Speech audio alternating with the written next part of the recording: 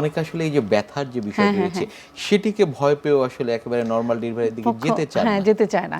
কিন্তু আমাদের একটা জিনিস মাথায় রাখতে হবে, অনেকে আছে যে লেবার পেইন স্টার্ট হয়েছে হসপিটালে, আমরা যখন আসে আমাদের কাছে আমরা দেখি বাচ্চাটা একেবারেই চলে এসছে, তার মানে কি পেইনটা তো তার অনেকক্ষণ ধরেই হচ্ছে, কিন্তু সে কিন্তু বুঝতে পারছে না, তাই না? তাহলে পেইন নিয়ে কি এত ভয়ের কিছু আছে? যে পেইন হচ্ছে, বাচ্চা নিচে নেমে গেছে, এখনই হয়ে যাচ্ছে, সে বুঝতেই পারছে না যে ব্যথা। আবার কেউ কেউ আছে এখনো ব্যথা স্টার্ট হয়নি, জাস্ট ফলস পেইন হচ্ছে, সেটাকেই সে খুব সেন্সিটাইজ হয়ে গেছে যে আমার অনেক ব্যথা অনেক ব্যথা। আসলে নর্মাল ডেলিভারির ব্যথাটা টলারেবল, 8 থেকে 10 ঘন্টার ব্যথা, তার মধ্যে লাস্টের 3-4 ঘন্টায় একটু বেশি ব্যথা হয়। সেই ব্যথা যদি যৌক্তিক না থাকে, যদি আমি দেখছি ব্যথাটা আসলে কাজের না, সেই ক্ষেত্রে তো আমি পেইন কিলার তাকে দিবই, এটা নিয়ে ভয় পাওয়ার কিছু নাই। খুব অল্প সময়ের ব্যথা মাথা থেকে সরাতে হবে। ব্যথা নাশক অনেক ওষুধপত্র আছে যেটা দিয়ে ব্যথা কমিয়ে নর্মাল ডেলিভারি করা যায়। কখন আসলে নর্মাল ডেলিভারি সম্ভব নয়, দর্শকদের উদ্দেশ্যে সে বিষয়টি একটু আপনার কাছে জানতে চাই। নর্মাল ডেলিভারি যেমন সবার বেলায় সম্ভব, ম্যাক্সিমামের বেলায়, তেমনি একটা পার্সেন্টেজ আছে যাদের বেলায় নর্মাল ডেলিভারি আমরা করাবো না বা সম্ভব হয় না, মা কিংবা বাচ্চা। আমাদের তো এন্ড অফ দ্য ডে আমাদের কাজ কি, একটা সুস্থ মায়ের কাছে একটা সুস্থ বাচ্চা হ্যান্ড ওভার করা, তাই না?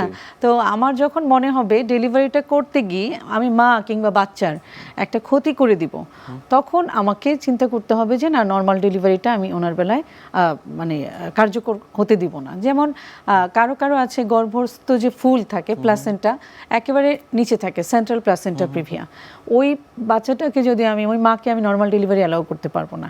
তারপরে কারো কারো আছে হাইট খুব কম, হাইট আমাদের একটা কেফালো পেলভিক ডিসপ্রপোর্শন টার্ম আছে, যেখানে মায়ের যে ডেলিভারি রাস্তা এবং বাচ্চার মাথার যে সার্কামফারেন্সটা সেটাকে আমরা ক্যালকুলেট করে থাকি।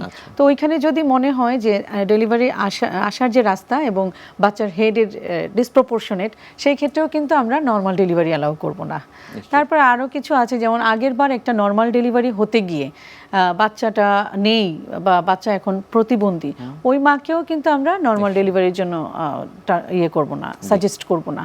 আর কিছু কিছু মেডিকেল ডিসঅর্ডার আছে, আনকন্ট্রোল ডায়াবেটিস বা প্রেশার খুব কন্ট্রোলের বাইরে, কনভালশন হয়ে যাচ্ছে, ওইসব মাকেও আমরা লাইফ সেভের জন্য তাকে আমরা সিজারিয়ানই সাজেস্ট করব। নর্মাল ডেলিভারির এই বিষয়গুলো নিয়ে আমরা আরও কথা বলবো, তবে ছোট একটি বিরতি থেকে ফিরে এসে। প্রিয় দর্শক, দেখছেন স্বাস্থ্য প্রতিদিন। কথা হচ্ছিল খুব গুরুত্বপূর্ণ একটি বিষয়, নর্মাল ডেলিভারি নিয়ে।